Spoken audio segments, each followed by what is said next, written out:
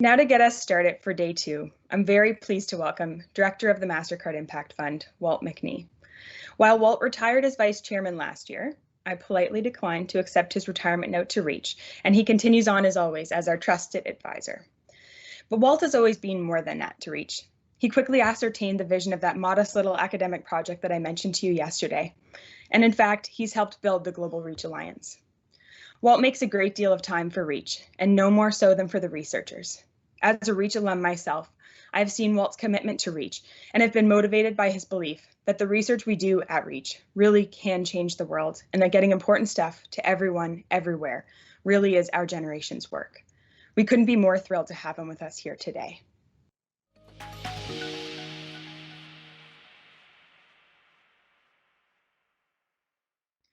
Good morning. I'm Walt McNee, and I've been lucky enough to be involved with Reach for a number of years now. The team has a wonderful day 2 planned, and we're going to kick it off in a minute. I'm particularly interested this morning. Marla Blow is going to speak. She's the new president of the Skoll Foundation, and I had the privilege of working with her at MasterCard. Now, my background is in the private sector.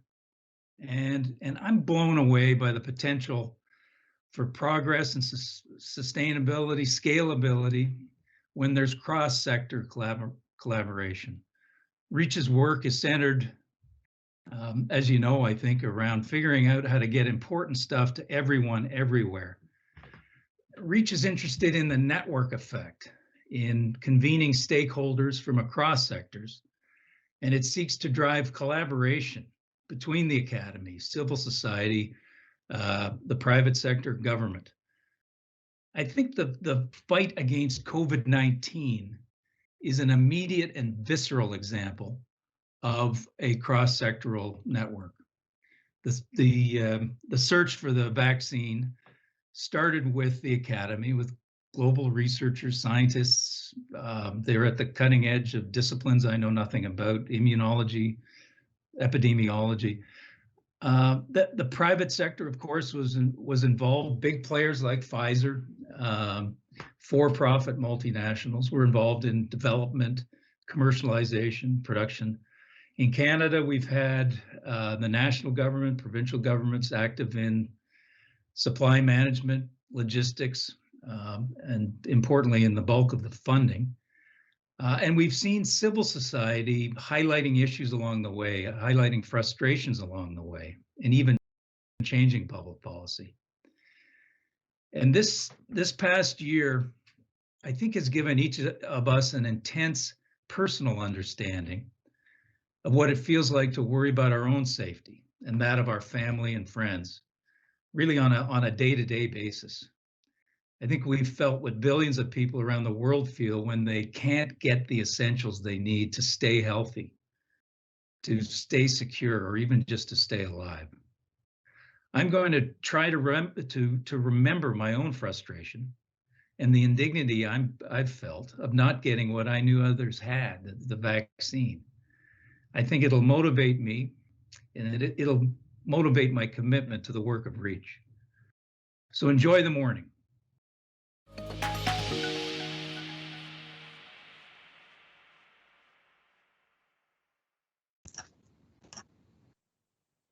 Thanks, Walt, for getting us started for day 2.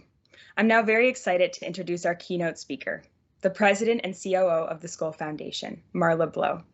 Marla is an experienced leader in both the public and private sectors, and her vision and commitment to impact is so inspiring. We're honored that one of her first official engagements in this new role is to deliver the keynote remarks at this year's Reach Symposium. Please welcome Marla Blow.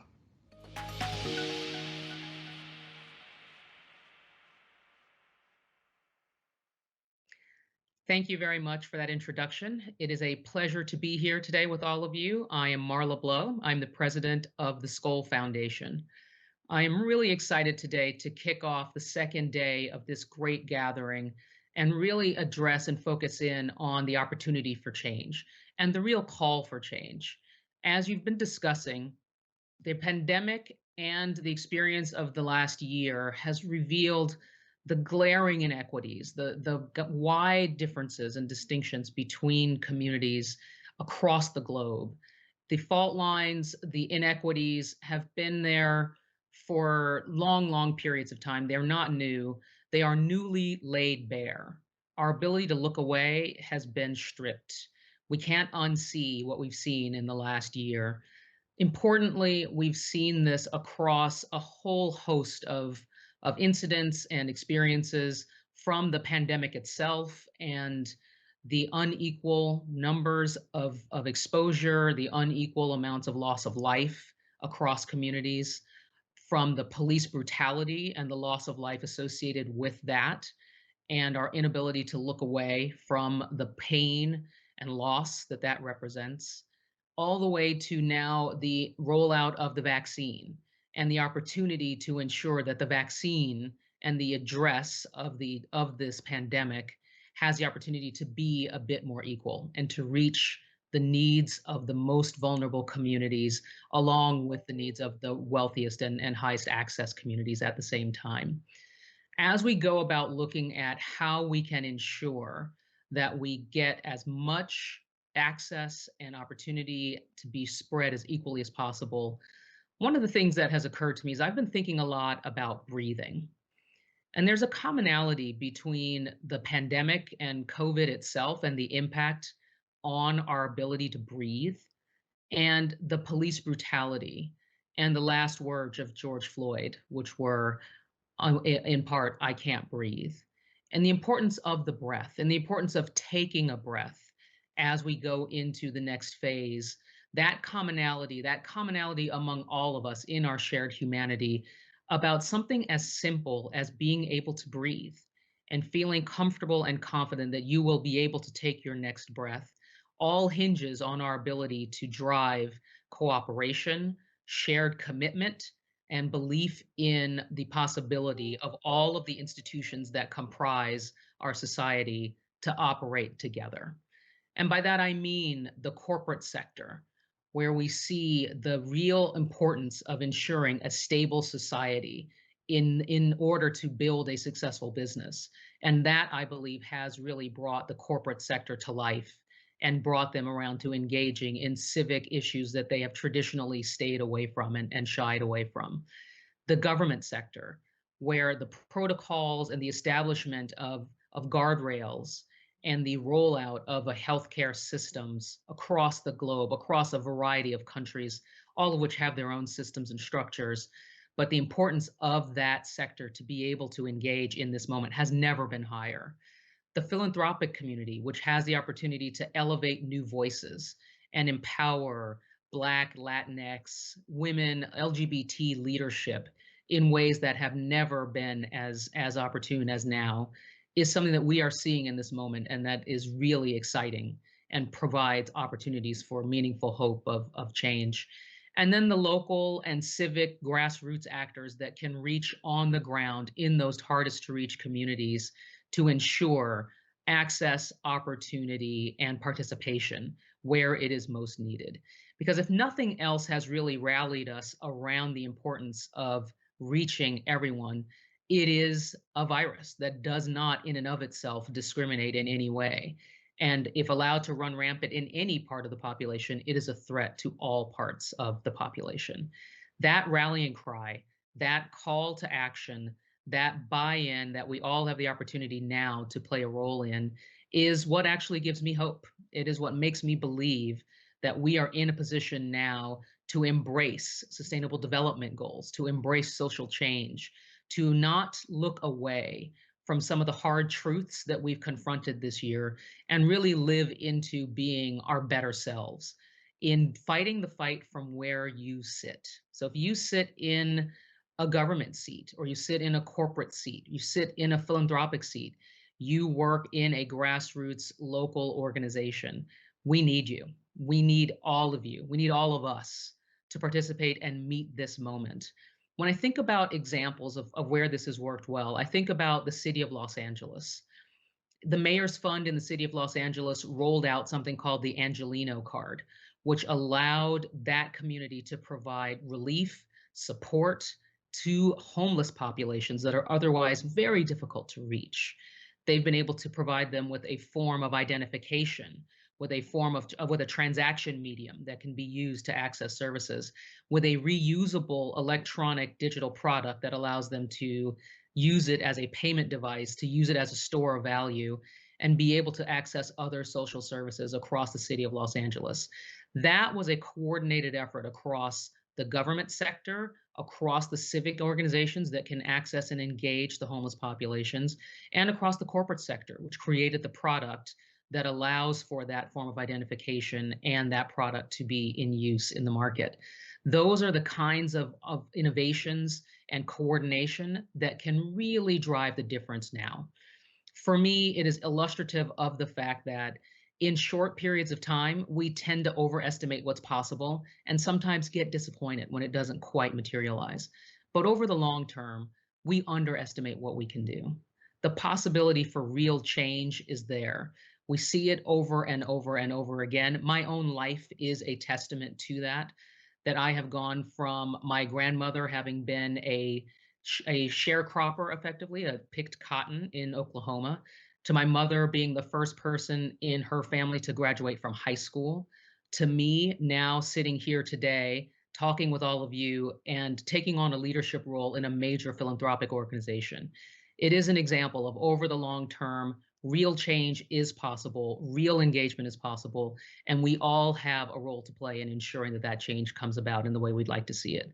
So I look forward to seeing all of you engage here today in this second day of the gathering, talking about all of the opportunities that we have, and then harnessing this energy, taking this moment and leaving here and going out and doing your part to ensure that we do not perpetuate the inequalities that we've seen, that we do not perpetuate the vulnerabilities that we face, and that we instead create shared participation, access, and opportunity across the board. Thank you so much. I'm excited to continue the conversation. Have a great day.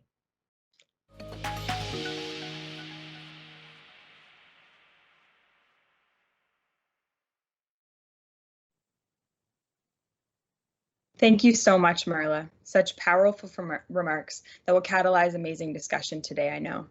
I was struck by the parallel you drew between the COVID pandemic and George Floyd's words and police brutality, breath or in fact not being able to breathe. Now, to start our discussion today and join Marla in conversation, we're very fortunate to welcome Special Advisor to the Director General of the World Health Organization, Dr. Peter Singer. I'll be back later to share some questions from the audience. Over to you, Peter. Thank you so much, Marin. It's great to be with you, and it's great to be with everyone watching and listening. I want to actually start by really thanking Marla for her remarks. They were so powerful, as you said. And I actually want to zero in on two words that she had in the last 30 seconds of those amazing remarks about perpetuating inequality.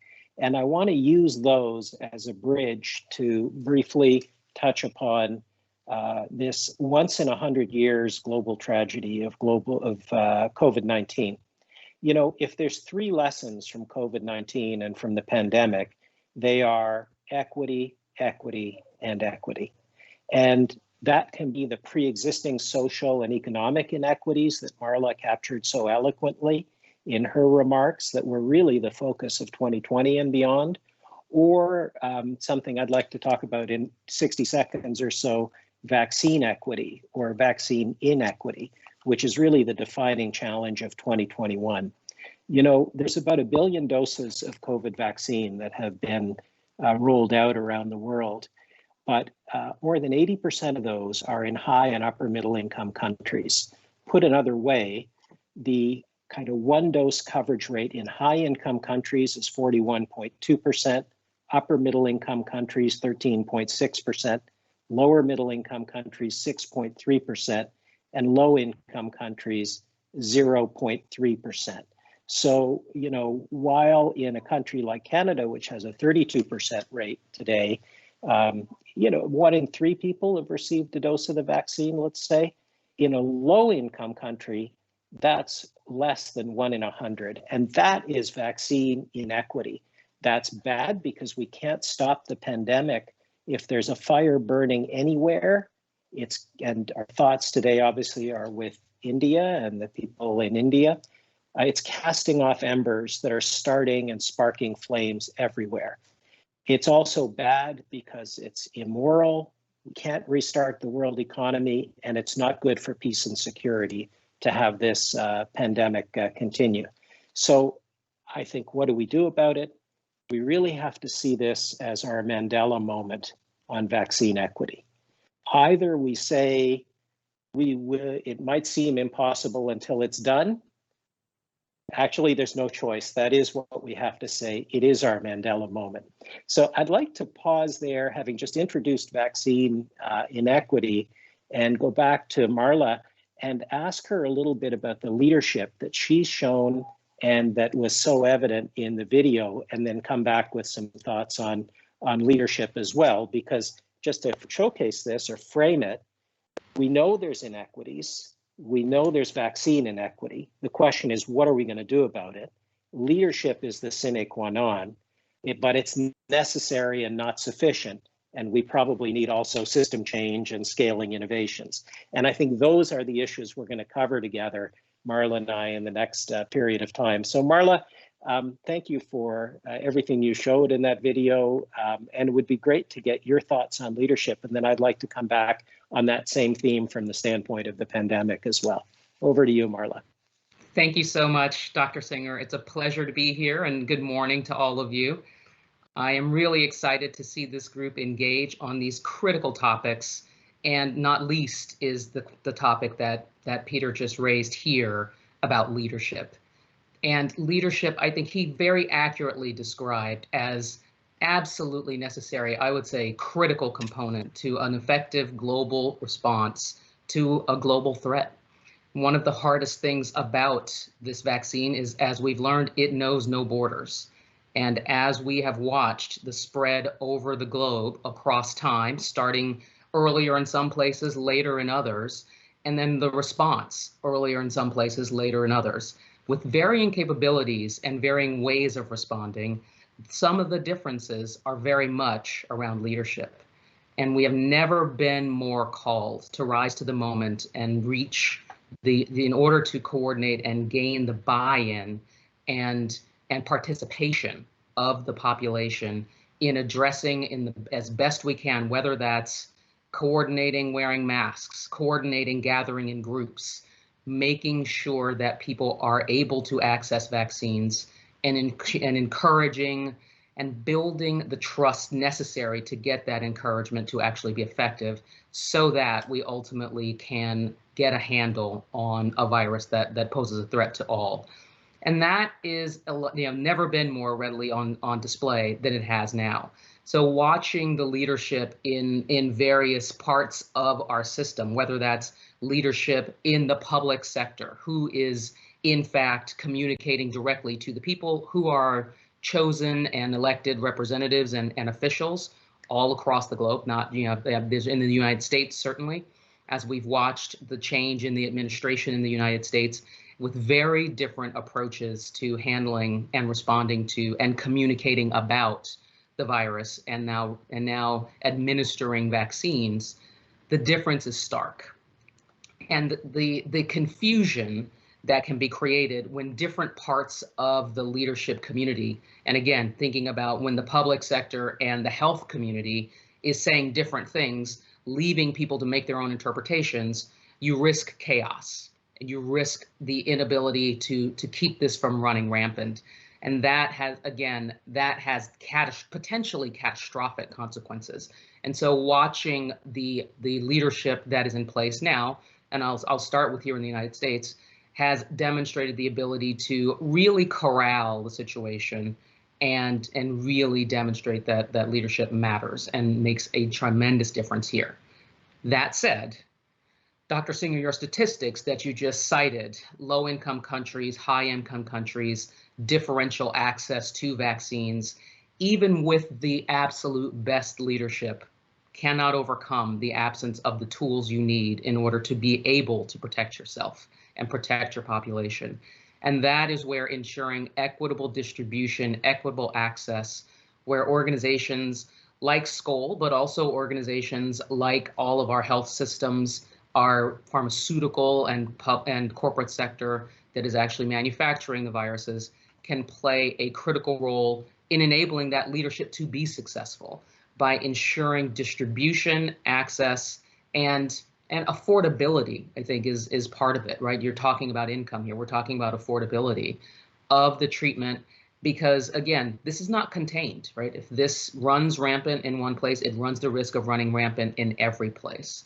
So I completely agree with what you describe about necessary and not sufficient, and really finding us in a position where leadership has the opportunity to step up, and have been excited to see in many instances that is now happening. Thank you so much. And just to get one thing out of the way, either I'm going to have to start calling you President Blow, or you're going to have to start calling me Peter. It's your choice. I suggest okay, the latter. Peter it is. Okay, it's a deal. Obviously, Marla, I fully agree with what you had to say about leadership. And, you know, just another really, I think, surprising statistic is that when you go to Our World in Data, and by the way, the previous statistics I was citing was from pandem-ic.com. When you go to Our World in Data and you look at the cumulative mortality, even across G20 countries, there's a 50-fold difference. Some of that is luck, some of that might be wealth, but some of it's got to be leadership. And one point I would make is that leadership is the ultimate vaccine, not only to the pandemic, but to the interlinked global challenges we face in climate, in economic inequality, in race. And I think that's what you meant by fighting the fight from wherever you are, because that leadership can be at the head of state level all the way down into communities. I took the liberty of putting at my Twitter handle, which is at Peter A. Singer, some characteristics of leadership that I think people might wish to have a look at. I won't go through the 8 or so of them now, but I will say that one of them has to do with equity and diversity, and leaning back and letting a range of voices come into leadership. And that's a lesson I've learned. Something very proud of is the launch this week, actually, of a campaign by the Indigenous Innovation Initiative at Grand Challenges Canada, where I used to be the CEO. That's a great example of nothing about us without us, and would encourage people to check that out as a really good example of community leadership. And, you know, in closing this part of the remarks, I just want to focus on the people listening. I think there's a lot of students. I think there's a lot of young people there. And the point I want to make is your leadership really matters. Equity is in your hands. And also at my Twitter thing, I left some suggestions for young people, the top line of which is find a problem and solve it, which is my top line advice to young people. And I know that'll resonate with you, Marla, because that's what Skoll Foundation has been doing for so long. So it's great to be in this conversation with you. I encourage people to go check out those things, because I don't want to use up the time now to talk about it, but we can as we go back and forth, you know, the granular characteristics. But what I would say, just coming back to you, Marla, is we both agreed that leadership is necessary but not sufficient. And system change, which is often accomplished through scaling innovations, including social innovations, is needed. But it's the system, you know, as Bill Drayton, a very famous social entrepreneur, founder of Ashoka, said, social entrepreneurs are not content to give a fish or to teach how to fish. They will not rest until they've revolutionized the fishing industry. And that reminds me, about 10 years ago, I went to one of the Skoll forums, and that was the point. Yes, we support individual social entrepreneurs, but we have to change the whole system. I wanted to ask you where that stands for you and how you see that coupled with leadership to respond to the issues in equity or inequity, including vaccine inequity, that are so apparent now. And then I'd love to come back and just address the same issue. But Marla, over to you. Leadership plus system change and innovation scaling, and tell us a little bit more, please, about the latter. Absolutely. So I think Peter, you raised some really compelling points, one of which is about the importance of inspired individuals. that inspired individuals can and do change major challenges, major problems in our world, and often have been the leading edge of driving and intervening in protracted and deeply entrenched problems. And certainly by elevating the Skoll Award and identifying the leaders in social entrepreneurship, that has very much been part of our approach to addressing these challenges, with the full recognition that inspired leaders cannot do it alone. And that's part of what we're talking about here, is that leadership is also infectious. And what I mean by that, and I'm using the term infectious deliberately, right? Because we are here talking about a virus.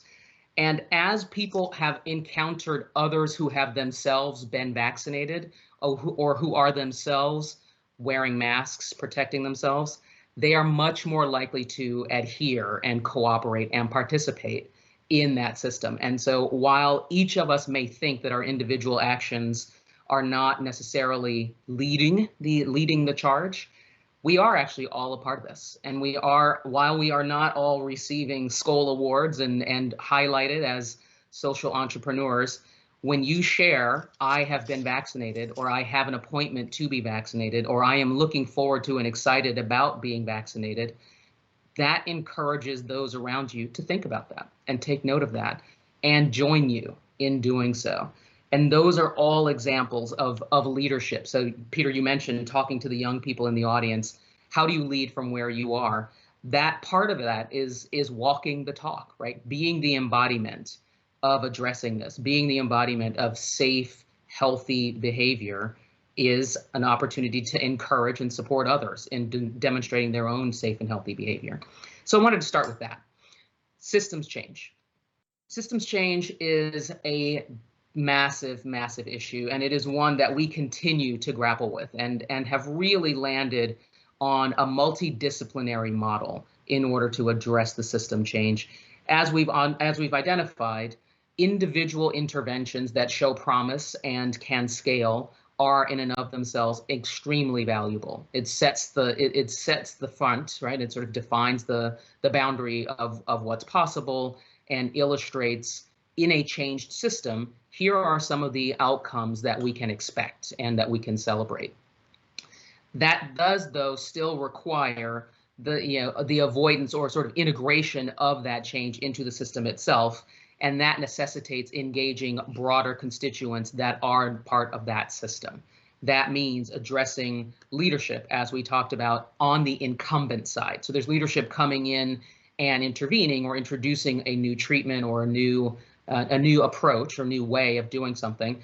Then there's also the incumbent participation in the system and getting them to embrace that, addressing the ways in which they may see that as a threat, whether it's a threat to their way of thinking, to their professional pursuits, or seen as in some way perhaps challenging the status quo, which they may have been dedicated to, and easing that transition, right? And finding ways to change the narrative, right? Part and parcel of how our systems work is the rules, the administration, the practices themselves, but it is also the narrative, right? The set of beliefs that are deeply held by people in that system, by people administering the system, by people who may not think of themselves as being a part of or administering that system, but are part and parcel of how they engage. And so narrative building and narrative change has become very much a part of how we think about systems change. And it is easy for people to think that is a side part of this, right? That's a side dish, or that is storytelling, and that's cute. But in fact, those stories and that mythology and the stories that we hand down, the things that we believe, are all part and parcel of how these systems work and are critically important interventions.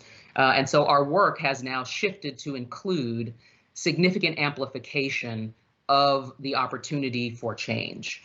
And so our participation in this now has taken on an added dimension in a way that I don't think people ordinarily think about foundations engaging.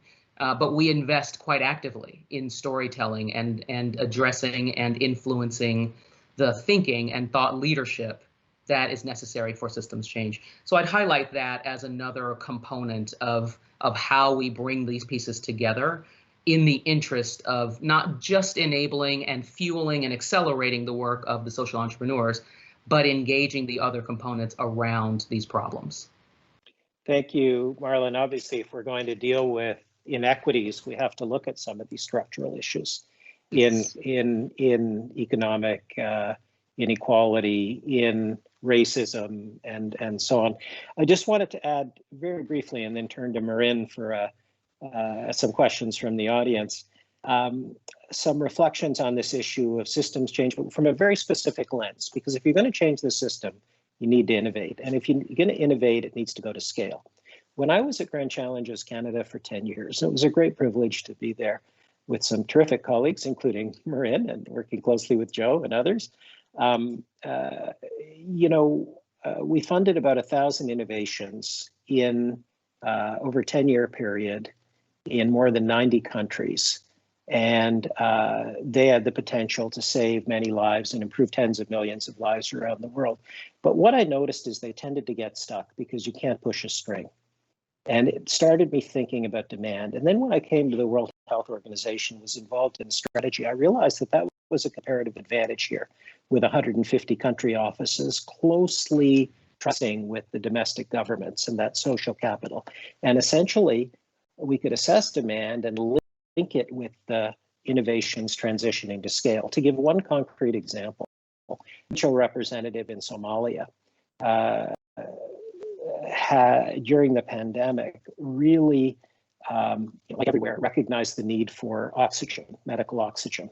And that's important for COVID, but it's also important for, saving 40% of the 800,000 children who die every year of pneumonia in normal times, not to mention surgery and everything else.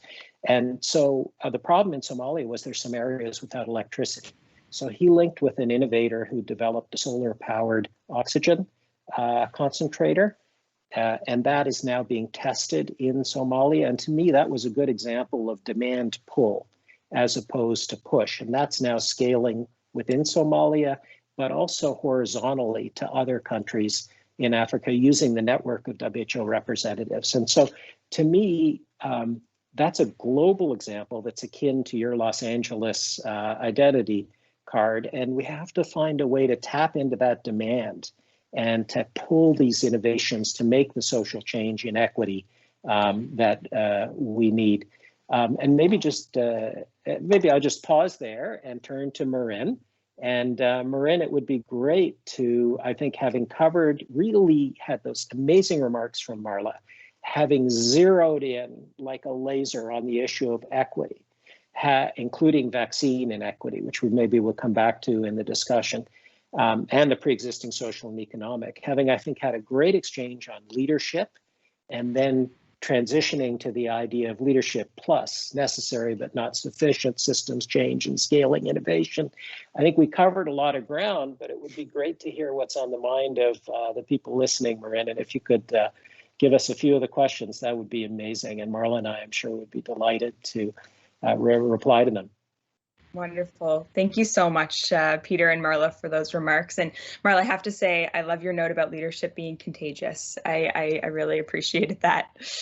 So we have many questions coming in for both of you, no surprise. But I do want to turn to a question first from one of our Reach researchers. So her question is, my research team has just published a blog post on the inclusion of undocumented migrants in the COVID-19 vaccine rollout. How do we shift the qualification for vaccines from a qualification based on citizenship to one based on human rights? And Peter, may I direct that at you to start with? Yeah, I mean, vaccine equity is the biggest challenge that the world faces this year. And that equity, or shall I say inequity, exists among countries, and those were the statistics I gave, but it also exists within countries. I think fundamentally, we have to take the position that every human life is of equal value, and the vaccine needs to go to everyone. So I don't think citizenship should necessarily be a qualification should not be a qualification. Nothing should. Everybody should be vaccinated, because the only way to put out this fire is for everybody in the world 7.2 billion people, whoever wants a vaccine, to get one as soon as possible. That's the public health response and the vaccination. And it is a 1-2 punch. I'd like to remind people to keep the masking, the physical distancing, stay outdoors when you can, open your windows, avoid poorly ventilated indoor spaces. It's a 1-2 punch, public health measures and vaccination. But that's really that public health response. That is how to put out the fire. And unless and until we put out the fire, we haven't achieved moral equanimity. We won't be able to restart domestic or world economies, and the world will be a more insecure place. So everybody needs to be vaccinated, migrant or citizen, and the more vulnerable a person is, the more they need to be prioritized, because it's the postal codes with the most vulnerable people that have the highest rates of COVID and the lowest rates of vaccination. And the purpose of showing those inequities is to redress them. And that's what we all have to do together. I think it's a great point, Peter, and it's certainly tapping into something that we heard from Salah at the MasterCard Center for Inclusive Growth yesterday, and Homi Karas from Brookings Institution, and the importance of place and location when we talk about things like vaccines and more broadly the Sustainable Development Goals. And just a quick note that the link to that blog is actually in the chat for anybody that wants to take a look at it. Marla, if I can bother you with this question, I think it's a great one. So trust is so critical to effective leadership, and we're now in a situation where trust is at historic low. It is at a historic low. So it's no longer about having trust; it's about regaining trust. How would you propose that we go about that? How do we regain trust? What do we need to see from our leaders in order to make that happen? Yeah, Maren, it's a fabulous question, and it is one of the issues of our time, in my view, that we have seen disinformation and misinformation, right? And by disinformation, I mean the deliberate obfuscation of truth, the deliberate kind of misleading or causing beliefs that may or may not reflect reality, but skewing the perspective. And then there's misinformation, people that there's just flat out misunderstanding or errors, right? Erroneous beliefs. And those consequences can be devastating. And they are informed by a lack of trust, right? Suspicion of what we perceive and what we hear, enabling people to then hear alternatives and go, maybe, right? That's equally as plausible as some of the other things I've seen.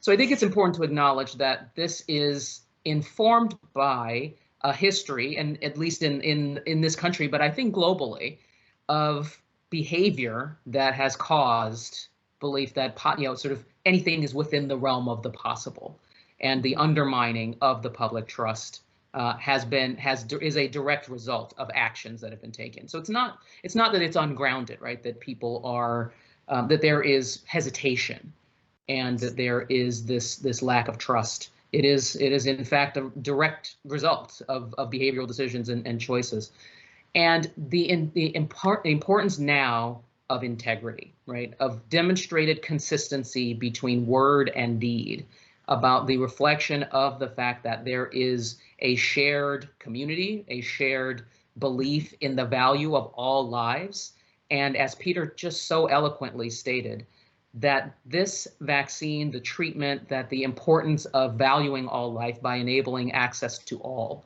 is a start in restoring that trust. And when we can ensure that we acknowledge that at the very minimum, when it comes to health, we are all in this together, that is a place where it can begin. And then that has to continue. That integrity, that consistency has to continue to rebuild that trust. That's so interesting, Marla. And I think if I can tie it again into the conversation from yesterday, where we were hearing from Zabine Herji, the executive advisor for future of work at Deloitte, and Franco Gucciardi, the CEO of McCall McBain, and they had an entire conversation about the qualities that we need from leaders right now, and the idea that authenticity, empathy, and compassion are all things that we need in order to rebuild that trust. So I think it certainly aligns with that discussion we had yesterday. I mean, Peter, you're at the World Health Organization. We all need to trust you right now. Can you offer some thoughts on that as well? I think, so thank you for that. And I can assure you that since the WHO first heard of this outbreak on December 31st, 2019, my colleagues and the Director General, Dr. Tedros, my friend, have worked around the clock and around the world to earn that trust, or to try and earn that trust. Meeting the media, for example, more than 150 times, twice a week. To make a couple of points, and by the way, I think that Tedros has really demonstrated what Hemingway's famous phrase of guts is grace under pressure in terms of his leadership. Having said that, I want to just reinforce very quickly something Marla said that I thought was really very, very important, which is, trust comes from within communities. I'm hoping that when the history of this pandemic is written, the chapter on Indigenous vaccination in Canada is a much happier chapter than the shameful history, because you actually do see Indigenous physicians, Indigenous community leaders informing themselves, being vaccinated, and then encouraging their communities to do so as well. It has to come from within communities. Same thing within the Black community in Toronto. The community organized. It got the disaggregated data that showed what I said before, that certain postal codes had high rates of disease, low rates of vaccination, and those gaps were closed. So I think who you are as a leader from a representational standpoint within your community really matters, because you're redressing some of these historical misdeeds that have eroded trust, which is why I don't like the phrase vaccine hesitancy. It's not the people who are hesitant in communities. It's what people have done to those communities and how they've been exploited that is the cause of that mistrust. And it's about trust. It's not about information principally. Having said that, just very quickly, in terms of building trust, on that list of leadership characteristics that I have at Peter A. Singer, here they are. And these are ways to build trust, I think.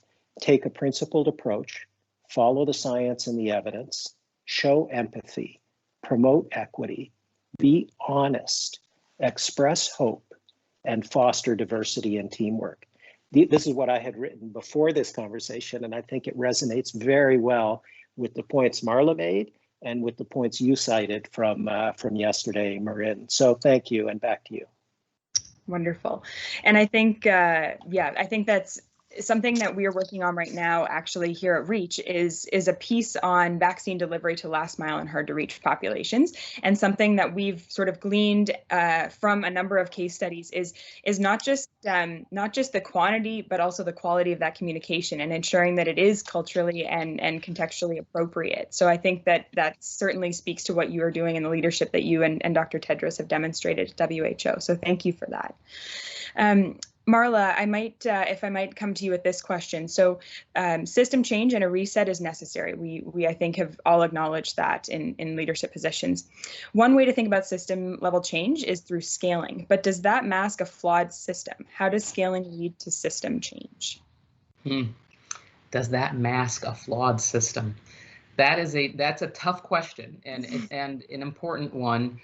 And I think it's important because if there is a sense that the system cannot change, or that it's too difficult, the sort of the hope that you need, right, the belief in the power and of possibility is under threat. And fundamentally, entrepreneurship, innovation, change, system change is about the belief in the possibility, right? That is a critical piece of it. And so as we look at scaling and think about reaching the furthest parts of the population, the harder to reach populations, I think part of this is about being proximate, right? Understanding the needs of that community, engaging with either that community directly or engaging with people that can engage those communities, right? Enabling and ensuring networks, enabling and ensuring access and participation, giving voice to that community so that there is a recognition of the humanity of those populations. Part of the neglect, willingness to look away, is about not recognizing our shared humanity. And so for me, while scaling in and of itself as an abstract might feel like it is a way of of continuing to absolve the system, right, if such a thing is possible, of its flaws. But I think it is also a full recognition of, even with our flawed tools, the important thing is to engage, and that we risk leaving a lot of people behind and running into some fundamental, potentially catastrophic outcomes if we don't use the tools at our disposal right now to the absolute best of our ability. Right? I think about a phrase that I've heard used. Anything worth doing is worth doing badly, right? And that is to say, if you are waiting for it to be perfect, if you are holding yourself to some standard of perfection, if you're waiting for this system to work perfectly before you roll out a solution, engage in attempting to do some work, bringing your innovation to market, you will not get it done ever, because it will never be perfect. You will never have a system that is absent of flaws. You will never have everybody easily connected, but we have the aspiration and we have the tools that we have today. And I suggest rolling up your sleeves, using the tools at your disposal, finding ways to continue to improve these systems and make them ever more valuable and leverageable and with fewer flaws, but let that not stop you from getting started. That's so interesting, Marla. And Peter, I want to bring you in on this question too, because as someone who's an expert in scaling, you know, you've co-founded Grand Challenges Canada. You're also leading systems change right now at World Health Organization. So I would love to get your thoughts on that. Yeah, I mean, I think there's leadership, there's scaling innovations, and then there's character, individually and collectively. And this pandemic has been an X-ray of our soul. It's been an X-ray of our individual soul, and it's been an X-ray of our collective soul. And I think what it should cause everybody on this webinar is going to have to explain to their children and their friends at some point in the future what they did to fight the egregious inequities that were exposed, the pre-existing social and economic inequities, what you did to promote vaccine equity. I mean, to be very concrete, many people on this call are probably about to get their vaccine shot. And some of you will take a picture of that vaccine shot and you'll post it as a selfie. And when you're sharing that joy, please also do one of two or three other things. Acknowledge your privilege, because you've got a 1 in 3 chance of getting the shot compared to a nurse in, rural, low-income country who's got less than a 1 in 100 chance. So acknowledge your privilege. Advocate for people who have the same dignity and the same human worth as you, but less opportunity and maybe less luck. Donate, if you will, to some of the campaigns to donate vaccines. WHO launched one today, the WHO Foundation, called Got One. And I also retweeted that today. Or call upon your leaders to share vaccines. You know, think about tithing, think about zakat.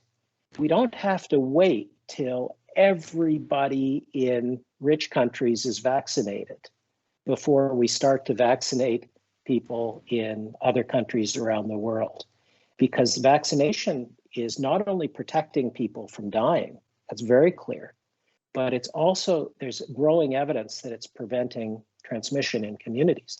So you'll get the resumption of economic activity in some countries and not others. We've got to share that precious resource. And when you get your vaccine and you take your vaccine selfie, then maybe that's a great moment to reflect on your privilege, on inequities within and between countries, and what each of you can do about it, because equity's in your hands, and that goes right to character. So leadership, scaling, and of course the system needs to change, because otherwise we wouldn't have such inequities, and character. And at the end of the day, it's about character. So please be kind. I think that's so well put, Peter. And I mean, we unfortunately, we're coming to time, but I want to just build on that and ask you each to provide a bit of a closing comment. We've had a number of really great questions coming in from the researchers, the Reach researchers, and a lot of them are asking about how do they move forward from this moment. They're all poised and ready and, you know, I think excited for a challenge, but I think at the same time, they're trying to balance that with the state of the world right now. And Marla, you spoke so eloquently to what gives you hope in your keynote address. And so maybe if I could go to you first, if you were to offer a few words to this generation about how to take this moment and really move from here into, you know, character-driven leadership and catalyzing action, accelerating progress, what would you say? Yeah, I think it's such a profound moment that we are in, and it is absolutely one that will be talked about for generations, becomes part of history. And I think we have to acknowledge, and part of leadership to me is having a clear-eyed grasp on the facts, understanding the reality of the moment, and taking a moment to recognize that we do not actually have a counterfactual, right? We don't know what would have happened or what might have happened. And so while we have lost lots of lives, far too many, any loss of life here is too much, we have, in my view, avoided what may well have been a global catastrophe, right? And massive loss of life. And so as flawed as the response has been, as painful as it has been in many places, the facts are we did shut down on a global basis in order to protect one another. Right, that we all responded, and it was imperfect, and there were plenty of misses, but we, on a per population basis compared to flu epidemics in the past, we have done quite a good job of trying to protect one another. There is tons of work to do. We cannot rest on our laurels or declare victory, but taking stock and having that clear-eyed view as we go forward from here is an important component of having that power to continue. Thank you. Thanks so much, Marla. Peter, can I give the last word to you on that same question? What is your advice for our researchers? Yeah, I mean, my last word is one word, and that's hope. Everybody should know that this is going to end. This pandemic will end, and there is hope. And what Canada is suffering now is the darkness before the dawn, but the dawn is coming. And what gives me hope is that I know every pandemic has ended, but most of all, what gives me hope is actually marrying young people. You and I met each other when you were a young researcher. And so you give me hope. And working with Joe on Reach in the very, very earliest phases and seeing those young people who were avid problem solvers, that gives me hope. And now on this webinar, what Marla had to say gives me hope, and what the Skoll Foundation is doing gives me hope. And what each and every one on this webinar will do in the next week or two gives me hope, or month or two. So the hope comes from within, it comes from people, it comes from character. And never forget, equity is in your hands. Equity is in our hands. Equity is in your hands. Thank you, Marin. Marla, privileged to be with you. And thank you everybody who put this on, and Joe, of course, and everybody who's listening. We'll see you on Twitter. Thanks so much, Marla and Peter. That was such a great discussion, and I'm sure it will carry forward for the rest of the day, and I'm just so grateful for your time. And with that, we are about to take a break here, but before we do go for a quick break, we want to show you another one of our case studies. And we did launch this research on the last Sunday, actually, for World Malaria Day, and it's a case study on malaria prevention in Guinea. So following the break, we'll have our second roundtable with a focus on doubling down and mechanisms of how to actually go about doing that. And then before we do go to break, though, we do have this one video to show you. So let's take a look at that now.